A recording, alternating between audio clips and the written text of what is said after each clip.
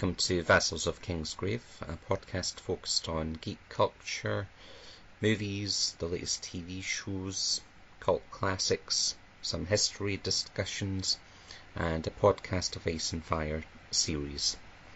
My name is Glen, Dagos Rivers, on the podcast of Ice and Fire forums and Discord, and I am delighted to be joined by Jock, Mundo Jock, just Jock on the Discord.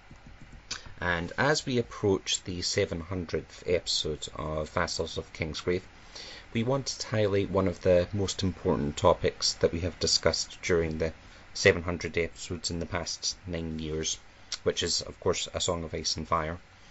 Of course, the podcast is a spin-off of another podcast, a podcast of Ice and Fire. So naturally, we were going to discuss some of the key theories within the book series, Game of Thrones, the Game of Thrones TV series, etc. And I have no doubt that a large percentage of the future episodes of this podcast will also focus on A Song of Ice and Fire, Game of Thrones, or its many planned spin-offs.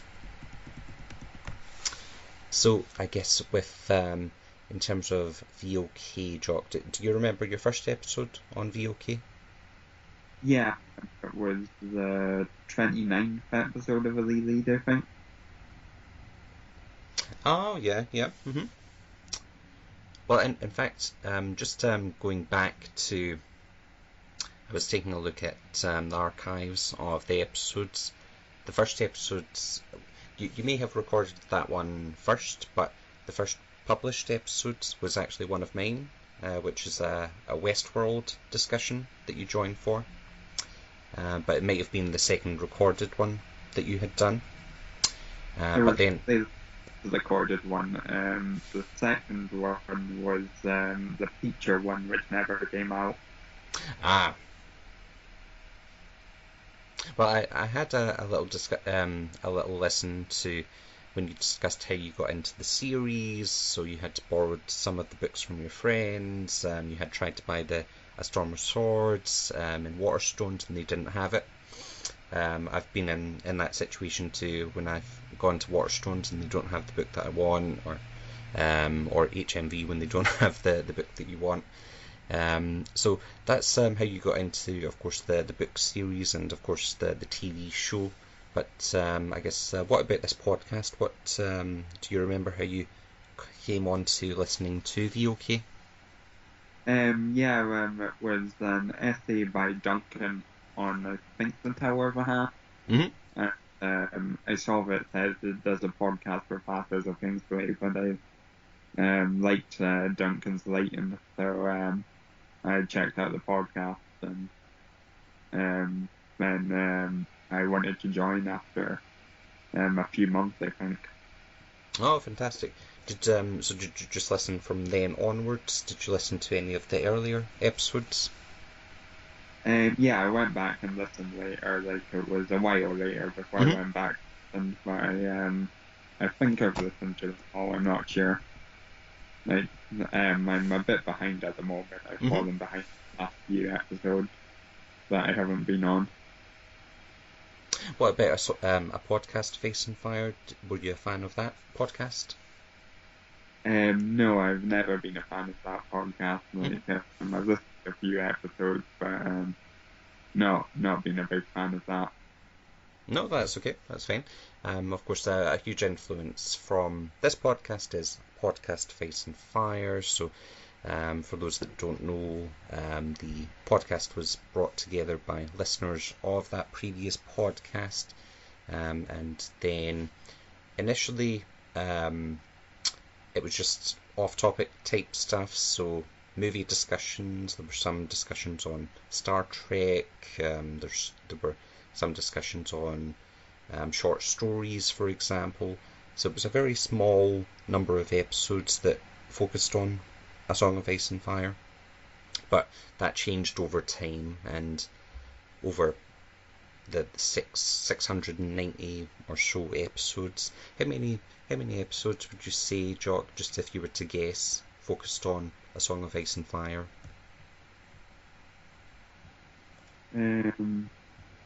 maybe a couple hundred. Like, there's been a bunch.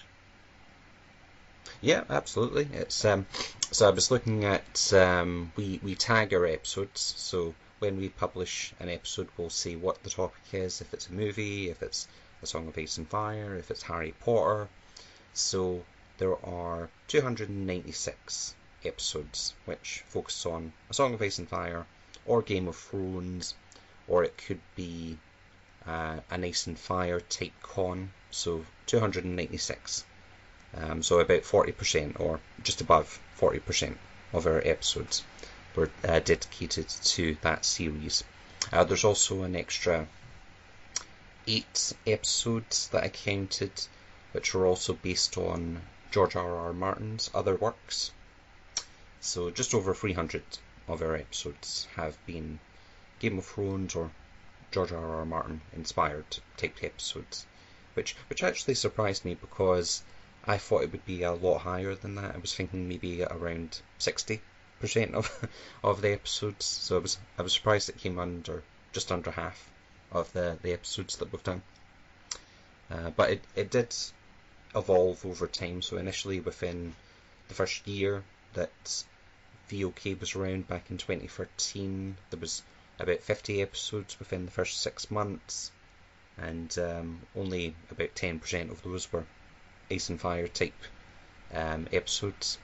So then it's evolved, especially with the many Game of Thrones episodes that we've done as well. So in some cases with one series of Game of Thrones and there's 30 different podcasts on it. So it has been heavily geared towards A Song of Ice and Fire. It would have defined a bit as the as George has taken longer from Exactly. that. And initially with the podcast VOK, so in some years there's been close to 100 episodes published, but it has slowed down since then. So with the Game of Thrones series ending, there's been a bit of a dry spell, so there's been 6 episodes that were released within the last 6 months, for example. That might increase as we have the House of the Dragon TV series. If that's released, there might be maybe a renewed interest from the fandom, from the contributors for this podcast. We might have listeners regain some listeners to the podcast, or have people newly discover the podcast. So there's a potential that things could heat up later. But tell me about, I guess, your relationship with the books now. So the books 1 to 5. The books 1 to 5, I haven't reread them in a while, to be honest. I think the last time was for the reread. So,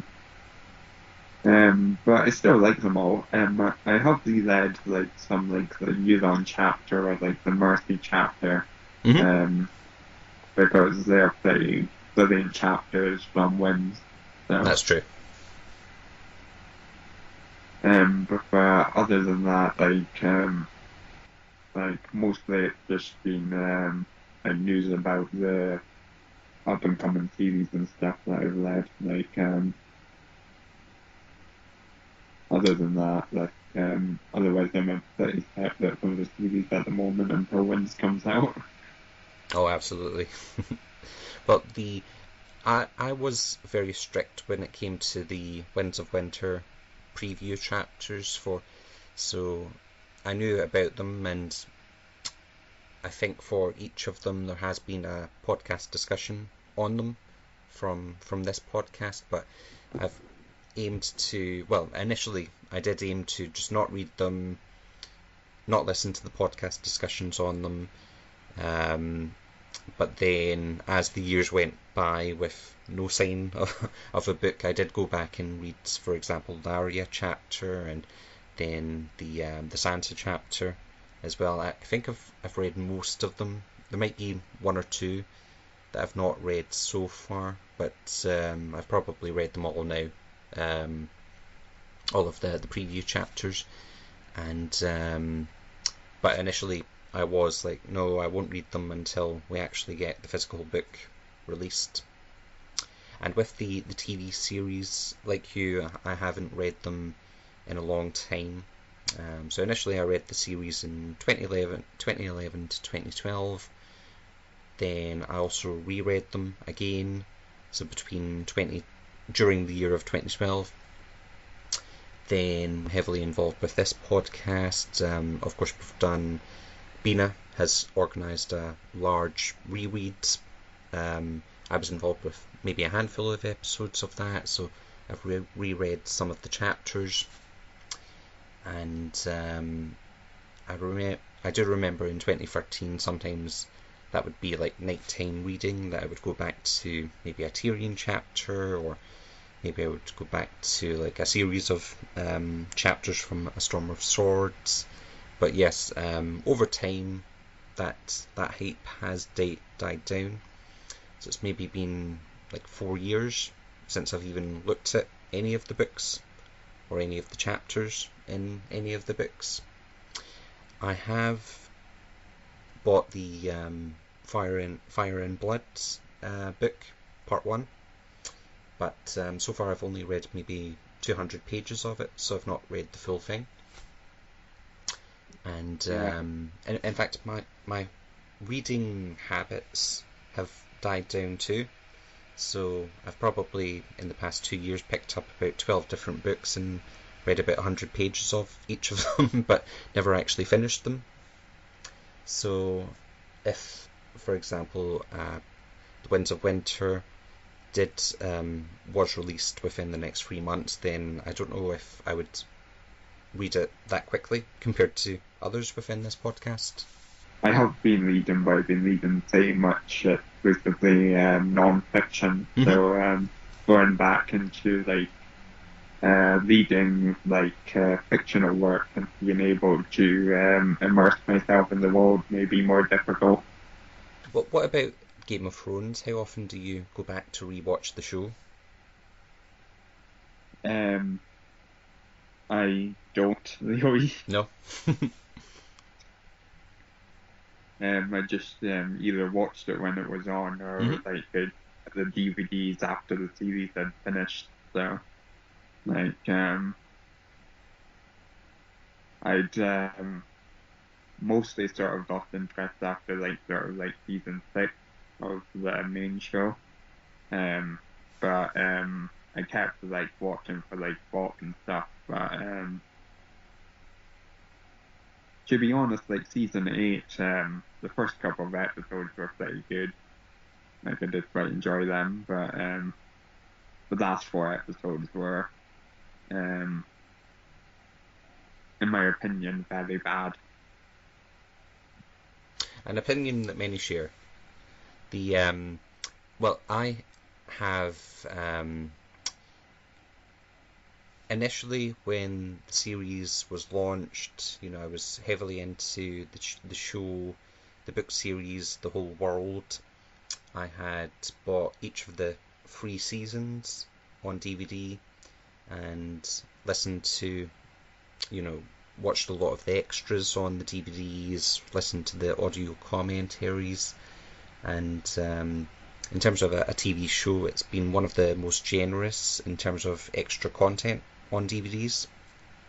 So they do put in a lot of effort. Like season 5 has, I can't remember now, but each of the seasons have like 10 or more audio commentaries, which is one of my favourite features on a DVD. So initially with the first 3 seasons, I had watched all the episodes again, watched them again with the audio commentary, watched some of the behind the scenes content.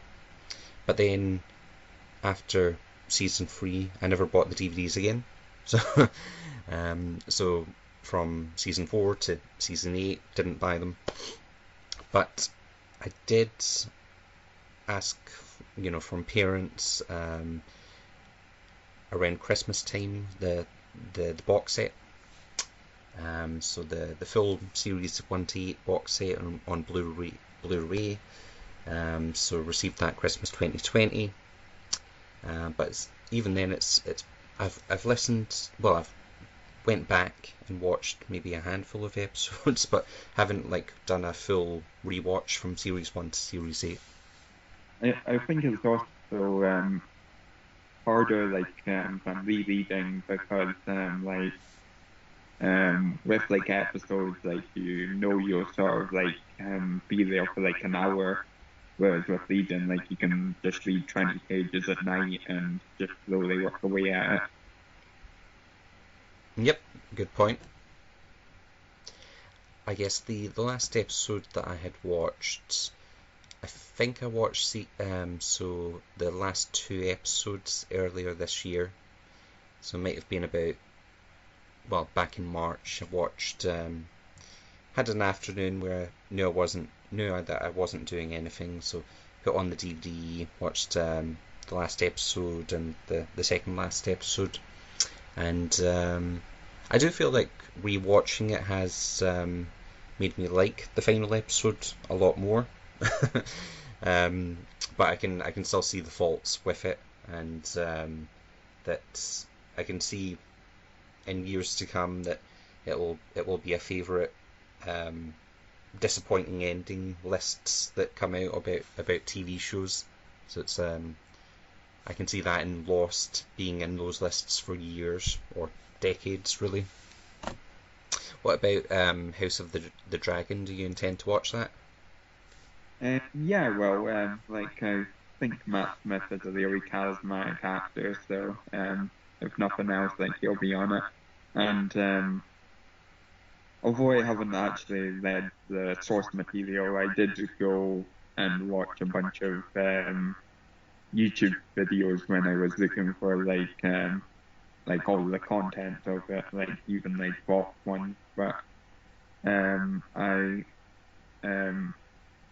and I read and I watched quite a few of those, and even dumb freebie ones, and went as far as sort of reading fan fiction about even these sort of stories of the past of A Song of Ice and Fire. I spent a really long period of years where I was just trying to get any sort of A Song of Ice and Fire content, whereas now I just really want the main book. Oh, definitely. And I've listened to some of those YouTube shows as well, because especially around the last 2 seasons of Game of Thrones, those were really, well, they were huge. There were countless videos, Ice and Fire, discover the history, that sort of stuff. With the so of course House of the Dragon is the first one that we will get to see. So August 21st, and I can imagine it will be really popular. So I guess the final episode of Game of Thrones had about 20 million people watch it, just in just in America, and I think probably I can see something like 10 to 15 million watching the first episode of it. But I think it's hard to say, but I think I can see it being initial interest, but then it'll die down and people will stop watching it. And then overall it'll still do well, but I don't know if it'll be what that studio had expected, that TV company had expected for the show, which then calls into question all these other spin-offs that they have planned for the series. I guess what impact do you think these spin-offs will have on how you feel about the original series? Well, there are some interesting ones that I've seen, the of the flea bottom one, flea bottom. Mm-hmm. Oh yeah, I was just reading about that yesterday. Yeah, I don't know much about it, but like hopefully like being able to see free ball would be cool. Like but other than that, like the chorus for the alien one, I think sounds cool. And trying to think what's the other one I like the idea of. Oh yeah, I don't know if it is one, but like Dunk and Egg. Like I like to see a Dunk and Egg series. Mostly just to see who they cast for like Dunk. Oh, absolutely. Yeah, I was reading an article yesterday about planned spin-offs because I remember that there was a Not a Blog post about 5 potential spin-off series, so it did come into my mind while researching for this podcast. Oh, what do they have a plan in mind? What are they going to be about? So I think most of them are just rumoured at the moment, but yes, Dunk and Egg series, that was going to be one of them. Well, I think for a Dunk and Egg series, that I imagine they will maybe adjust for example, they won't have someone that's 7 feet tall. Maybe someone that's about 6'3", 6'4". But yeah, there's a lot they can do with that series. Yeah, like I just really hope it would be more like a mini series rather than creating new sort of like Dunk and Egg stories. Like I want to see like the new sort of like Dunk and Egg adventures and Mm-hmm. no form for.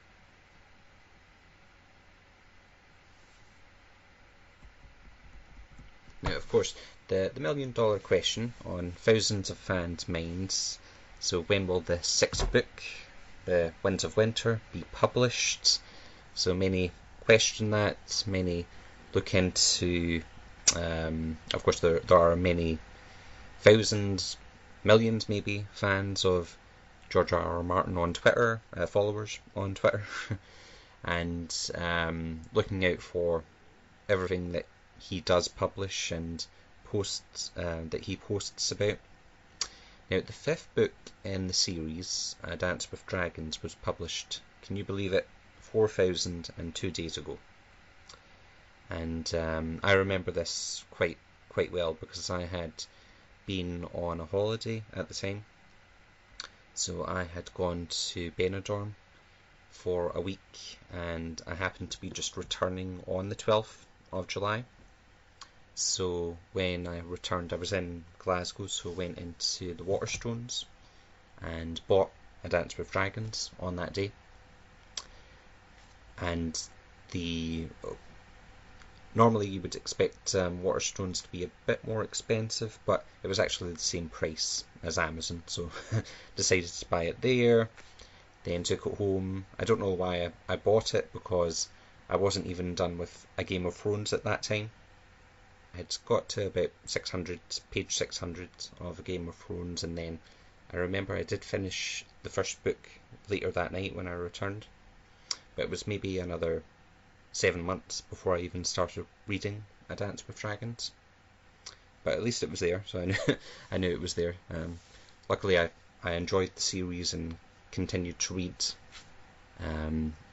But in terms of duration, so 4,002 days, so almost double the duration of the gap between A Feast for Crows and A Dance with Dragons. Author George R. R. Martin has posted thousands. I haven't counted them. I don't think there's a way that you can, unless you do it manually. But it seems like he's posted thousands of blog updates on his Not a Blog website. And I couldn't work out how long that's been around, but I'm guessing somewhere maybe around 15 years that's been around. Sports and politics seems to be, the go-to topic that he'll post about. But with these posts, how often are you going to Not a Blog, Jock? Not that often because I'm not that interested in sport or Mm-hmm. your opinions on sport. Like, or occasionally, like, I'll like search winter news and see like there's been any not a blog entries, and then find them through that. But other than that, that's only the only times that I go into not a blog. Oh, I also read his opinions on like certain adaptations when he wrote about them. Like, I think it was the Wheel of Time one Oh, yep. and the Percy Jackson one, and he was writing about what his thoughts were in the Percy Jackson one and what his hopes were for the Wheel of Time one. In my early days of being obsessed with this fandom, I would often visit the Not a Blog site maybe every 2 days. So like around 2012 to 2014, every 2 days I'll be looking there. Most of the blogs that he posts are of no interest to me as well. So when he's talking about American football, when he's talking about baseball, whatever, occasionally there will be something about writing, his writing works, but again it'll be about wild cards or some other series he's involved with.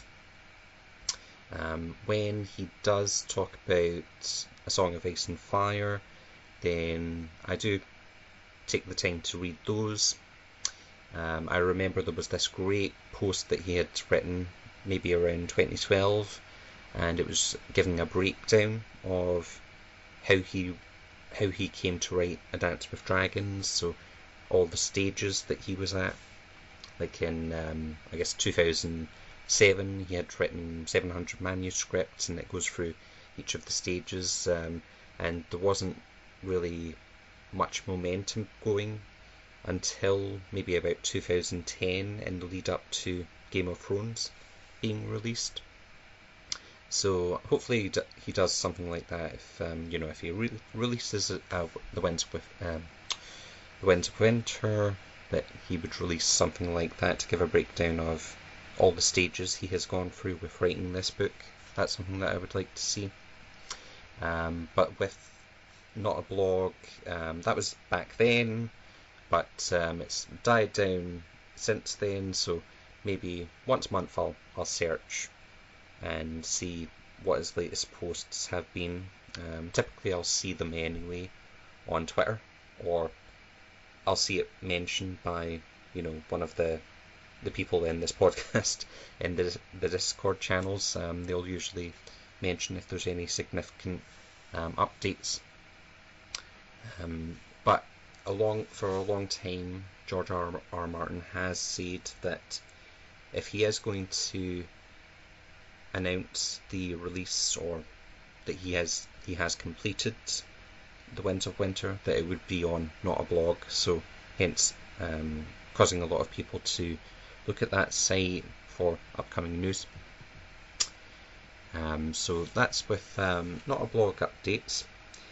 There have been many throughout the past 11 years about the Winds of Winter. Some, well, in fact, we'll discuss that, but there's 3 significant updates that I wanted to discuss with you. So, post A Dance with Dragons, there was a few updates where I guess the general update on the Winds of Winter was that he was not working on it right now. If you'll remember, Jock, that do you remember his excuse for not working on the Winds of Winter back in after A Dance with Dragons was released? I thought it was that there were pages from A Dance with Dragons that would be going into Winds. Yep, he did say that. But the general, I guess the general thing that he was writing is that A Dance with Dragons has just been released, so he's going on many tours, book signings, etc., many conventions, so he had his calendar full up until the end of 2012, so he wasn't going to be writing anything on the Winds of Winter during that year. but then he would pick it up from 2013 was the general, update that he had on the Winds of Winter, and that's another, I guess, well-known fact about George R.R. Martin's writing, that he doesn't like to write unless he is in his home, in his own, and using his own laptop. So when he is travelling, which I imagine he does a lot, that could be on airplane flights, it could be on the train. There are times that he could, I guess, be doing something around the series, but he's just not in the zone to do that. I guess, what are your thoughts on that? Well, first, he doesn't use the laptop. He uses the old style PC. So maybe that's what's happened. Maybe it's just one day and it doesn't work anymore. True. And I do understand that logic, that being in the right frame of mind to work. So if he is most comfortable writing when he's using that machine that he's familiar with, if he's in, at home with no distractions, so that makes sense. But I did think that even at the time, waiting, that this is the time to, you've just released your 5th book, and with that, the fact that you've got a popular... Well, in fact, I wonder if at the time when A Game of Thrones was released and Game of Thrones was released... A Dance with Dragons... A Dance with Dragons and Game of Thrones was released, that he might have not thought the TV show would go that long into the series, because I remember reading reports at the time, so from the producers of the show, they expected maybe 3 seasons and then they would be done. So I wonder if maybe that played a part in whether he'd decided to start writing the show or not.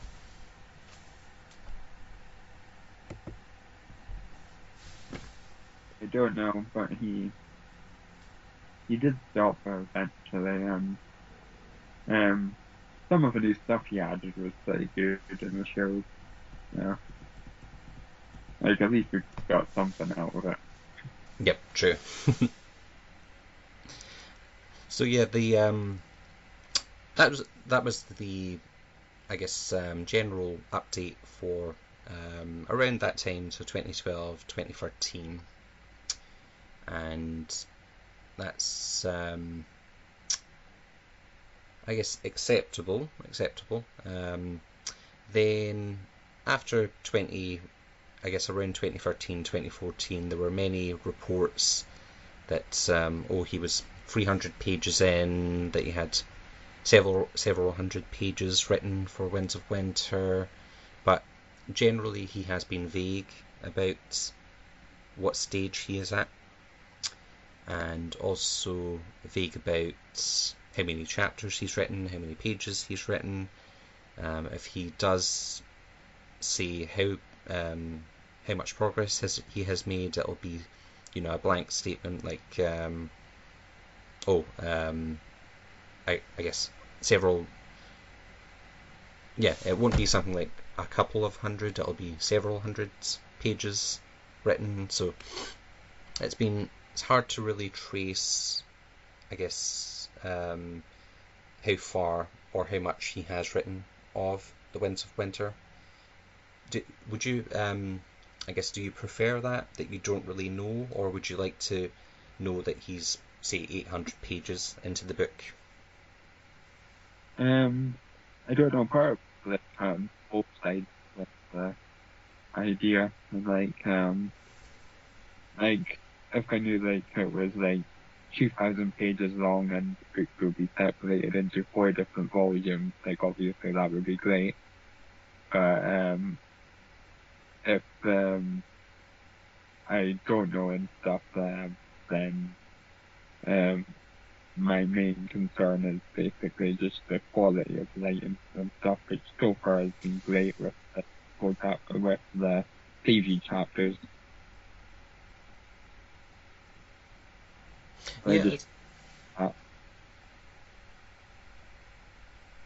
Yeah, I see your point. I think that there have been times where I've been trying to read into what he has written. So if he says that something like he'll have tens of chapters, I'll try and think, oh, does that mean 20? Does that mean 50? There have been times where he'll write that he's got I'll go on to it later, but he does mention something like if he's talking about a deadline for the book, that he is, there's been several times where he's written he's months away from finishing, so I'll make an assumption that he's maybe like 80% done with the book or something like that. I think I'd rather know. So if he says that, if he gave exact amounts, that he's got 10 chapters to go, or if he said something like, oh, I've written 1,000 manuscript pages. Generally with the book series, it's Dance with Dragons, that had about 1,500 manuscript pages, so gives you an idea of the length of this book. I know that he has written or been interviewed, or someone has reported that this will be as long as, or maybe even more than, A Dance with Dragons in terms of length. So that's with quantity. Of course, that's overrated because it's quality, but you still want to feel like the wait has been worth it, and you have a book that is not like the shortest book in the series. Yeah, of course. Yeah, like part of the appeal of each book is how long you get to stand in like the world and exactly. With the cap. One of the most infamous posts that he has written is titled "Last Year," published on the 2nd of January 2016. So if you imagine, we are going into the 6th season of Game of Thrones. Already we have covered the first 1 to 5 books in content, or the majority of the storylines from the first 1 to 5 books, and a lot of fans were wondering how would the 6th season be handled. Would we see content that we've not even had a chance to read in the book series? So there was, I guess, expectation. I don't know if you agree, Jock. Were you expecting that we would see the 6th book back in 2016? I didn't really have my hope for 2016. No. I was like naively sort of thinking like maybe in the next year or two.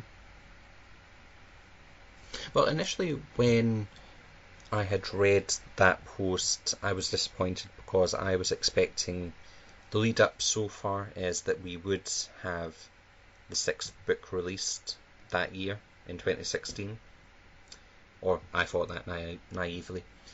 And then when I had read the post, so there's a lot of mentions of excuses, I would say. So things like he had to attend family weddings. There was a deadline that he had for Halloween, and if he had met that deadline, that they would have been able to release it within the next 3 months or something. So a lot of the way that he had, so initially I was thinking that we would get the 6th book maybe around the time of season 6, which of course didn't happen. Then when reading that post, I was thinking, oh well, if he was a few months away from completing, then he must be almost done. Thinking that we would, at that point I was thinking we would maybe get the 6th book around the time that the final season was released of Game of Thrones. But then, of course, he had written that he was a few months away from finishing, but that was about 6 years ago, and he still hasn't finished. Which is very much like the so long before you and I were fans of this series. Of course, in A Feast for Crows, there's the description at the end, the appendix, where he had written he was 6 months away from releasing A Dance with Dragons, which turned into 6 years. Yeah, I have that in my copy of the Feast for Crows. Yeah, you know, so.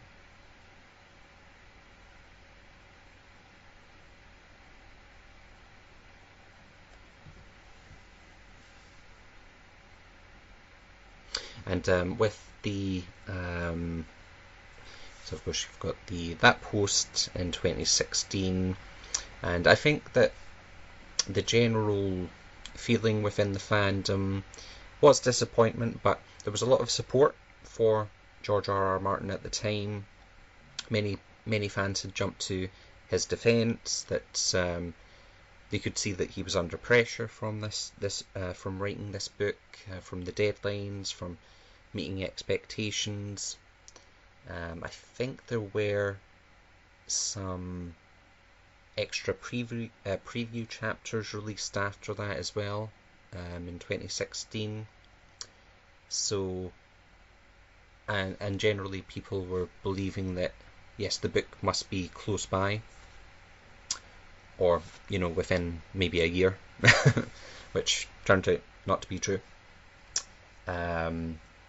The latest updates that we have had from Not a Blog have been, I think, quite short, so almost dismissive of The Winds of Winter.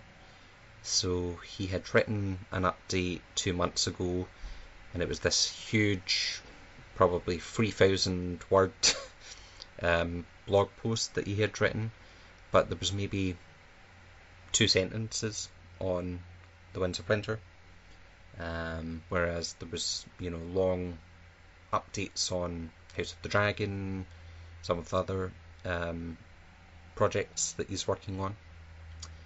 And I checked Not a Blog last night. There was another post just within maybe the last week, and it was just the final sentence was, Winds of Winter, yes, still working on it, just worked on a Tyrion chapter, and that was it. What's your opinion of, will George R.R. Martin ever finish The Winds of Winter? Yeah, I think he will finish the 6th book. I'm optimistic about that.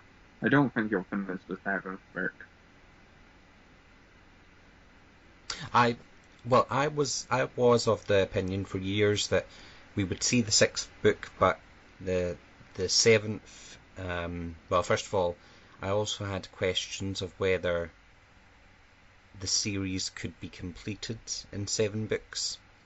So far, there hasn't been any discussions or announcements of the because as we know, Wheels of Time, that was another series that was set to be 3 books, which became 6, which became 9, which became 13.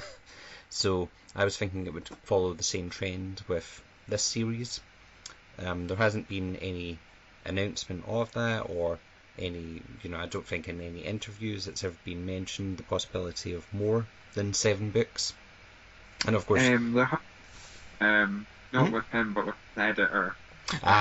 With it. She said that he wanted 7 books for 7 kingdoms, and she said back to him, but there are actually 8 kingdoms. Right.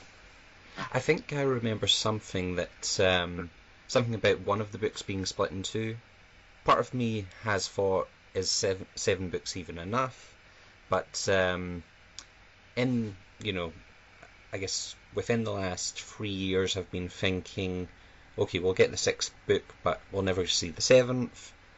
But then I've been slowly realizing or thinking that we won't even see the sixth book. So even though there have been, I guess blog updates, so that, about these numerous chapters that George R. R. Martin has been working on, part of me thinks that it's, well, I guess, what are you thinking? I guess, what are your thoughts, Jock, on, do you think he has been lying about that? Or misleading fans on the work he's done on the book? I don't think so. No? I don't want to really sort of question his motivations or whether or not he's lying. I just think it's a really difficult thing to like. As I said, the compounding effect of various characters and their interactions. Do you think he has missed the boat on releasing the book? So if he released it now, would it have been as popular as it would have been if he had released it 3 years ago? To be honest, I don't think it really matters to him. I think he's got his theatre, he's got his millions, he doesn't really have any external motivation need. It's only really going to be internal motivation that's done. No, I get it, absolutely. And that's another thing that is behind so a lot of fans have commented or discussed that in the 90s when he was writing the series, so he started writing the book 1990, A Game of Thrones, and within 10 years he had written and published 3 of the books, whereas the progress on the second half of the story has been much slower than that, and some have speculated that he doesn't need the money, so his heart is not in that series anymore. Motivational research shows that internal motivation works far better than external motivation. And even in business studies going back to the 1880s with Taylorism, life centers were long since abandoned in the 1880s. It's only really governments that seem to cling to the idea that they can control people just by changing the small thing and so forth. There is nudge theory, which is small changes which can lead to change in behaviour, but again, it's only on probability scales. I can link quite a few studies on school children, and also one on an Israeli daycare centre where they added external motivation factors of fines for people to be on time, and it caused lots of people to stop being on time. Ah, fascinating.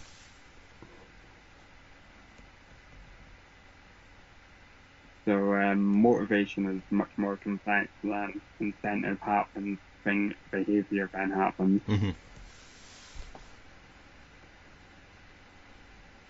So it's a lot more got to do with internal reasons, his psychology, his appetite, his affect, his arousal state, those sort of things. And one thing that I guess I've noticed is that you can see that he's got a passion for writing, and all the numerous projects that he's worked on, all the series that he's all the different types of series and short stories that he's worked on through the years, and of course from his not a blog posts, which can go into quite lengthy in depth. He's got I guess you can see that he's got a hobby for writing, and with the I guess some have thought that that's a distraction. Like, why is he writing these 3,000, 5,000 word essays on whatever when he could be writing, of course, the book, but you would need to have that motivation in the first place for it to be any sort of anything that would be productive. On the subject of spin-offs, so we briefly mentioned that before. We've got House of the Dragon coming. There was earlier this week an announcement about a Jon Snow spin-off that's set to come, well, in planning at the moment. So I'm not sure if that's maybe the 6th one, or if that alters that original 5 that George R.R. Martin originally posted about. But what are your thoughts on... So there are a number of series out there, fandoms, universes, where there have been spin-offs, remakes, sequels. So of course Star Wars, the Wizarding World, Star Trek, for example, which have countless spin-offs attached to them. Do you think there's appetite for this series to have multiple successful spin-offs? Well, the thing is the time constraint, but in terms of like HBO's logic in it, I think it's quite wise, because as long as they have at the moment the difficult struggle of trying to maintain their brand as a prestige brand, where they're throwing in all the Warner Media stuff, including not to be mean, but TV, which aren't exactly to the prestige levels that are quality levels that HBO have become known for, at least in terms of writing.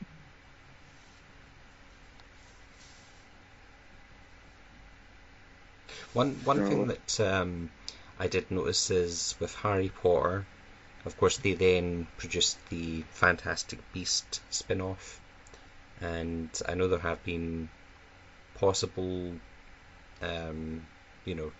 maybe a mini-series on the Harry Potter books, for example. There have been many stage shows, amateur stage shows on the Harry Potter series. Fantastic Beasts is the first big movie spin-off series, and that was initially very successful. The first movie was maybe like, if you include that in the series of the 8 Harry Potter films, it was the second least successful. So and then when, of course, the next book, the next movie was released, that was again lost the revenue that the first movie received, and then the latest movie, Crimes of Dumbledore, that has, fair to say, flopped at the box office, or just about broke even on how much it would have cost to market and make the film, which is calling into question whether they will continue with the series or not. Whereas in the past they have said they plan to do 5 Fantastic Beast movies, but they might just stop at 3. So part of me thinks that might happen with these spin-offs that are in development, in works. Countless hours must have been dedicated to them. So we've got House of the Dragon, where we'll find out how successful that is, but that may lead to, if that's not as successful as they hoped, that may destroy any future plans that they have for spin-offs. Yeah, but I think a major difference is that the people working on House of Dragon, the writers, will be greenlighted, whereas the Fantastic Beasts isn't a screenwriter, and it's quite obvious that she's trying to write the movies as books, I haven't seen the third one, and I'm not going to because of external reasons. But in the first two films, it was quite clear that like she was like writing backstories and doing like world building stuff that just isn't necessary to a movie, but would be good in a book. So like I think it would have helped like if like she had a proper screenwriter the actor screenwriting stuff, and she wrote fantastic book instead. Would have been better for the success of the film. I have watched the first two movies, and for Fantastic Beasts, I will watch the third one, but I've never actually been a massive fan of them. They've never really excited me in the same way that a Harry Potter movie would have excited me. But do you mean the controversy around J.K. Rowling would prevent you from watching the third movie? Yeah. Ah, right. No, I can see why that's that she has alienated a lot of her fans through that, which is sad, because I hate the thought of cancel culture, and just because of something she said that may cause her to lose fans or lose fans of her work. But with the spin-offs of Game of Thrones, I guess we'll see how that does. Still, I'm looking forward to House of the Dragon. I've watched some of the trailers so far. One final question, if I guess what are your thoughts on if the spin-offs do fail? Do you think that would have any impact on, I guess, George R.R. Martin continuing with the Song of Ice and Fire series? As I said before, like it's like psychological motivation for that comes back, and it's obviously have a number of factors. Like I think a lot of a factor on his mood at the very least, which would obviously impact his lighting, but other than that, I think only really he knows. That's true. Is there anything else that you wanted to mention or highlight, Jock? Or any other thoughts you had on either the spin-offs or the Winds of Winter? The Winds of Winter so far has been great, and what little we've gotten of it, and that's just like first draft. So, like I am looking forward to it if it does happen. But as for the spin-off, the Jon Snow spin-off, I'm actually quite happy about, not particularly because I like David Benioff writing, but the other thing he was Confederate alt history thing, and if you've ever seen the movie Troy, oh yes, and completely destroyed the Iliad, which is impressively capable of destroying things. So I'm happy that he's not handling a subject as tense as the Confederate alternate history project, and is instead working on Jon Snow. Which, although I am a big fan of his books, like other than Kit Harington's acting, who I think, in terms of my headcanon, would have made a much better Euron, but his acting's pretty good, and they were quite good at lighting Tormund. Like, it's not the same, but their Tormund was still fun. But that's about all for that series. we don't really know much, so I don't really know what it's actually going to be about. Don't know if it'll just be him hanging about at the wall for 6 months. Well, I guess the point of the end to Game of Thrones is they go beyond the wall, so possibly you could see where that leads to. Do people die? Do they survive? Do they find food? What do they find beyond the wall now that all the Dwights and the others are gone? So I think that's one of the most tragic parts that I thought of the ending to Game of Thrones, that he's going beyond the wall, meeting but then he's leaving behind the family that he knew. So I don't know if with spin-offs there's ways in which they can introduce characters from the previous series, but I don't see if that's possible. With this one, I doubt we could see Arya guest starring in one of the shows, but maybe. Yeah, it was kind of being weird for like a continuity idea, but like Star Wars is showing that you can, if you do fan service well enough.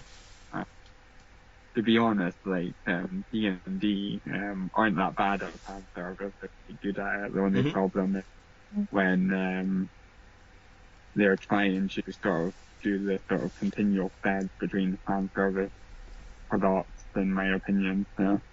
They could do a sort of fan service show, which may not make much sense, but could be fun.